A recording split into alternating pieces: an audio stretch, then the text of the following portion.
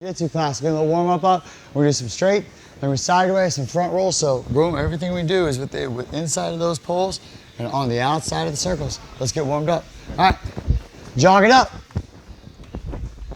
Follow Ben. So go really slow, Ben, really slow until they got it figured out.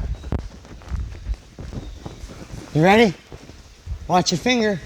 Come on, man. All right, you can start it. Oh. I got thirsty. All right. All right, let's do it. It's 5. All right, next question. Go, Jen. What's the most rewarding part of teaching and doing Muay Thai? The most rewarding part of teaching and doing Muay Thai, it's a 2-part question. We only have 5 minutes. The most rewarding part of teaching Muay Thai is helping people discover and develop the true warrior within. Yeah, the idea is it's just taking people past physical limits and kind of seeing that moment. And the most rewarding thing is probably seeing that moment where they kind of went a little farther than they should have. Does that make sense? Whoa.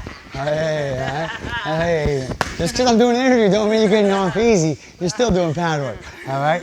So that's it. The most rewarding thing is it's just getting in there, really seeing, as a teacher, is that look on somebody's face, sidestep, face the inside, is that look on their face when they get it. That moment where the light, I call it light bulb moments. That's a favorite, it warms my heart. Does that make sense? We do it, jab. Jab, jab. For instance, Janet came to me, what, 2 years ago? Maybe less than that, yeah, 2 years ago? Yep. So Janet, if I were to, you would have told Janet when she met me she would ever do a high kick to the head, she would have laughed at me, right? Go. She's a big lady. Imagine that tree trunk coming at you, all right? Jab, jab, head kick. So we talk about the rewarding part. It's making people go, when did you think you were doing a head kick? Never. And one day, I didn't even talk about it. We were doing regular work and all of a sudden I go, boom, and she goes, boom. And she looked at me like that. I'll never forget that look. She backed up and she goes, she was like, did you see that? I was like, yeah, I saw it. I was holding pads. Yeah. So it's moments like that you can't trade it, especially with the kids. And the kids, that's it. Good. Side step, face the outside. Come on, Caden, keep up. All right, let's do it. Jack. All right, next question. What's the most rewarding part of me competing as a Muay Thai fighter? I don't know. That's a tough question. The most rewarding part about me competing as a Muay Thai fighter probably was knowing that I could do what I'm doing right now. I remember sitting in between rounds sometimes. Good. Sitting in between uppercut across. Let's do it. Yep, let's do it. I remember sitting in between rounds thinking, I can't wait to be sitting on my friend Frank and Misty's couch watching this video. I literally had those moments. Does that make sense? Like sitting down going, oh, I wonder what I could do this round. So that was a rewarding thing, is being able to go back from a small town of 40 to 100 people. Kick, let's do it. Hop, good shot. And go back and say, hey, look, I won a world title. Hey, I fought a Thai legend in Muay Thai. That was the weirdest thing. It wasn't about me being world famous. That wasn't even interesting to me. I have 2 of my best friends, Frank and Misty. I remember literally just going, I can't wait to watch this in the basement on their couch. That was the highlight. It was that small, I was visioning. But what I wanted to do is go, hey, I want to be able to 10 years later stand in front of somebody like Janet, and Janet say, hey, Janet, here's what happened in my fight. Here's how I landed that jab, jab, head kick. So at the end of the day, the most rewarding thing was how great I got at being a teacher. Bear crawls on all 4s, go. So the most rewarding thing was being a teacher.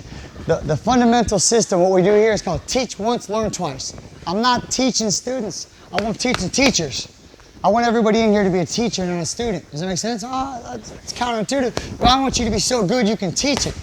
Most trainers or most teachers want you to stay a student. No, I'm telling the opposite. I want you to teach me. The more I can learn, so as I'm teaching her, I'm learning a lot, like how lazy she's getting, how comfortable she gets. All right, does that make sense? Good, kick. Hey, right kick, right cross. Hey. All right, what else you got? How long have you been teaching Muay Thai? Oh, good question. I walked into the Muay Thai gym, Tama Martial Arts, in 2001, January 4th.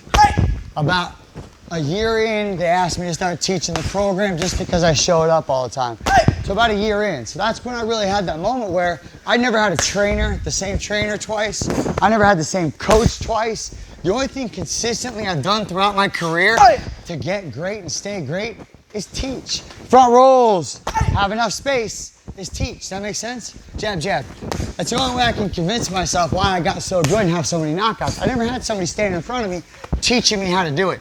I fought anybody, anytime. So that was kind of why, as a teacher, as my own manager, as my own teacher, I never had anybody to say, you can't do this fight.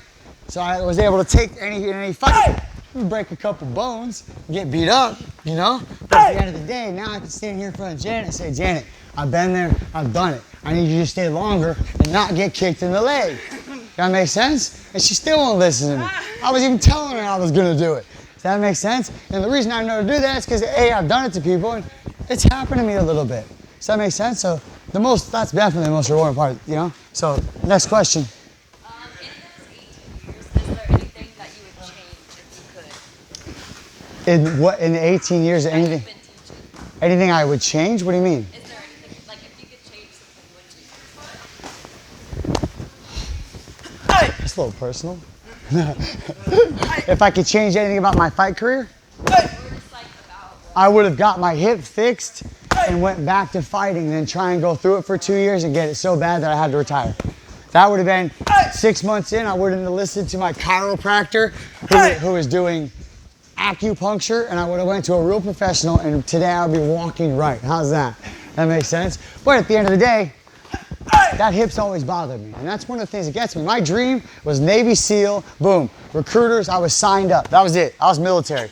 That's it. Grandpa was military. That's what I was doing. I was going and I was dying for my country. That's me at 18. There was nothing going to change. Then I tore my tendon in my right tendon in my ankle playing soccer. And I'm like, oh. And then my right hip. So then I am doing ROTC for 2 years in college, top level college ROTC. I'm still having that dream. Jump in, you're good. I'm still jumping into the Army. That's my dream, okay? Now I didn't make the Marines, I didn't make the Navy SEAL, but I'm still doing it. Then the hip. And then I was like, all right. When I realized I wasn't doing that, that's when I was like, okay, I can't be in the Army. I can't run because of my hip. I want to still be in combat. What do I do? So now I started fighting. So I started fighting and had that fight. Back roll. Go slow, don't run into your partner. Back roll, let's go. Jab. Back roll, let's go. Jab. So once that military